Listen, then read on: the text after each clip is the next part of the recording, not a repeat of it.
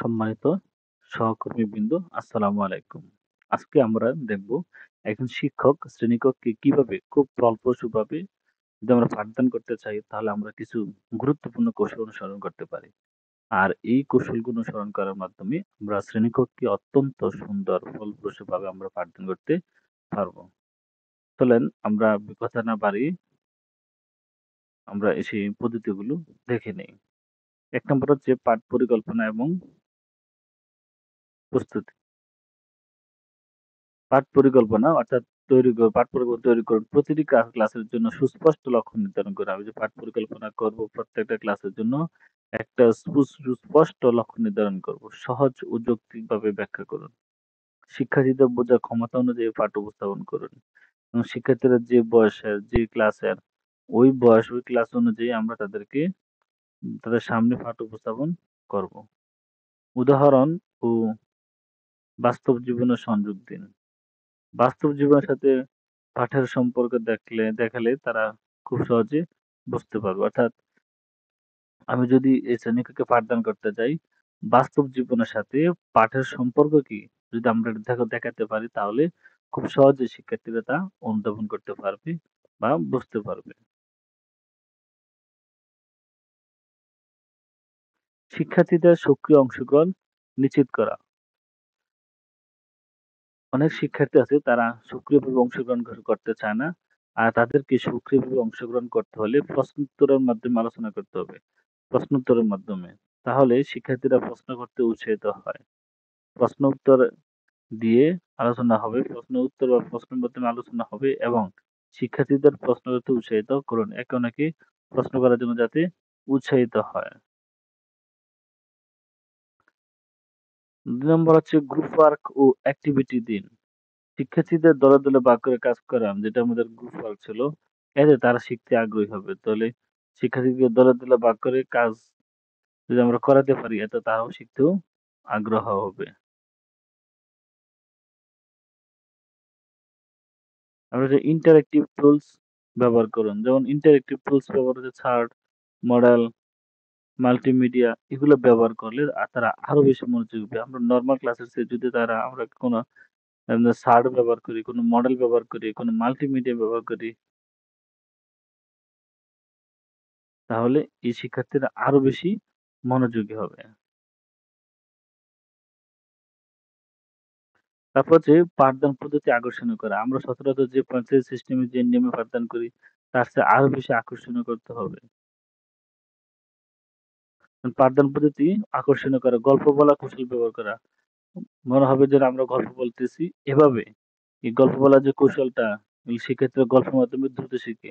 আমি যখন ক্লাসের মধ্যে গল্প বলবো আর এই শিক্ষার্থীরা খুব দ্রুত এই গল্পের মাধ্যমে তারা অনেক দ্রুত শিখবে। অভিনয় বা নাটকীয় উপস্থাপন। এতে তারা আনন্দের সাথে শিখবে। এই যে অভিনয় এবং নাটকীয় এগুলোর মাধ্যমে তারা খুব আনন্দ করবে এবং আনন্দের মাধ্যমে শিখবে। চিত্র, চিত্র, ভিডিও, অডিও উপকরণ, চিত্র, ভিডিও, অডিও উপকরণ ব্যবহার করুন। মাল্টিমিডিয়া পাঠ আরো কার্যকর করে তুলতে হবে। আমাদের শ্রেণীকক্ষে যে মাল্টিমিডিয়া আছে ওই মাল্টিমিডিয়া পাঠগুলো মাল্টিমিডিয়া ক্লাসেই হবে। ক্লাসরুম পরিচালনার দক্ষতা, তো শৃঙ্খলা বজায় রাখুন। নম্রতা ও দৃঢ়তার মাধ্যমে শিক্ষার্থীদের আসল এ, শৃঙ্খলা বজায় রাখবো আমরা। নম্রতা ও দৃঢ়তার মাধ্যমে শিক্ষার্থীদের আচরণ নিয়ন্ত্রণ করুন। আমরা যাতে ক্লাসরুম পরিচালনা করার সময় যাতে কোনো বিশৃঙ্খলা না হয়, শৃঙ্খলা যাতে বজায় থাকে এর জন্য আমাদেরকে শিক্ষার্থীদেরকে নম্রতা এবং দৃঢ়তা শেখাতে হবে যাতে তারা আচরণটা নিয়ন্ত্রণ করতে পারে। সমান মনোযোগ দিন। দুর্বল শিক্ষার্থীদের আলাদা করে বোঝানোর ব্যবস্থা করুন। তাহলে যারা দুর্বল শিক্ষার্থী আছে তাদেরকে আমরা আলাদাভাবে বুঝিয়ে নেওয়ার ব্যবস্থা করব। পজিটিভ পরিবেশ তৈরি করুন। শিক্ষার্থীদের উৎসাহিত করুন এবং ইতিবাচক মন্তব্য দিন। শিক্ষার্থীরা যাতে উৎসাহিত হয় এবং তাদের ইতিবাচক মন্তব্য দেয় এ ব্যাপারে আমাদেরকে সে পরিবেশটা তৈরি করতে হবে।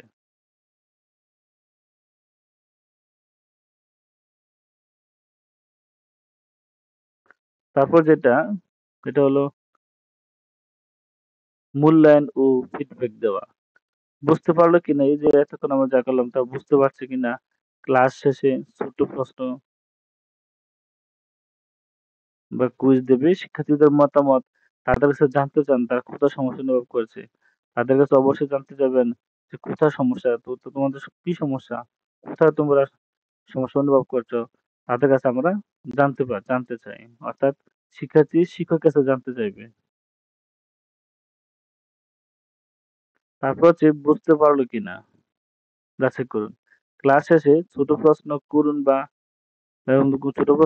বা কুইজ নিন। শিক্ষার্থীদের মতামত তাদের কাছে জানতে চান তারা কোথায় সমস্যা অনুভব করছে। তাহলে শিক্ষার্থীদের সাথে আমরা আলোচনা করব। তারা কোথায় জানতে চান, তারা কোথায় সমস্যা অনুভব করছে এগুলো আমরা দেখব।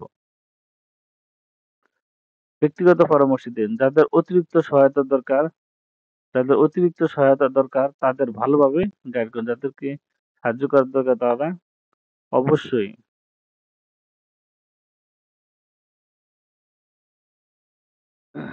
আলাদাভাবে গাইড করতে হবে। তারপর যেটা ৬ নম্বর সেটা হলো শিক্ষার্থীদের অনুপ্রাণিত করা। আন্তরিকভাবে ভালোবাসা এবং যত্ন দেখান এতে তারা আরো মনোযোগী হবে। যদি আন্তরিকভাবে ভালোবাসা ও যত্ন দেখান তাহলে এতেও তারা আন্তরিক হবে আরো মনোযোগী হবে। শিক্ষার্থীদের অনুপ্রাণিত যদি আমরা করতে পারি। সফলতার গল্প শোনা শিক্ষার্থীর উদ্দেশ্য নিয়ে চিন্তা করতে সাহায্য করে। শিক্ষার্থীদের উদ্দেশ্য নিয়ে চিন্তা করতে সাহায্য করুন এবং এরপরের যে পয়েন্ট সেটা হলো তাদের দক্ষতা ও প্রচেষ্টা মূল্যায়ন করুন। তাহলে এভাবে যদি আমরা পাঠদান করি শিক্ষার্থীরা শুধু ভালোভাবে শিখবে না এবং তারা আনন্দের সঙ্গে শিখবে এবং আগ্রহী থাকবে। অর্থাৎ তারা আনন্দের সঙ্গে এবং আনন্দের সঙ্গে শিখবে এবং আগ্রহী থাকবে। যদি আমরা এই পাঠগুলি এভাবে আমরা পরিচালনা করি। আপনি কোন নির্দিষ্ট বিষয়ে পাঠদান নিয়ে পরামর্শ চান?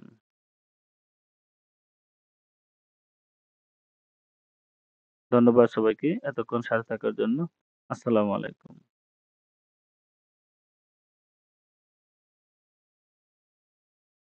ধন্যবাদ সবাইকে এতক্ষণ সাথে থাকার জন্য।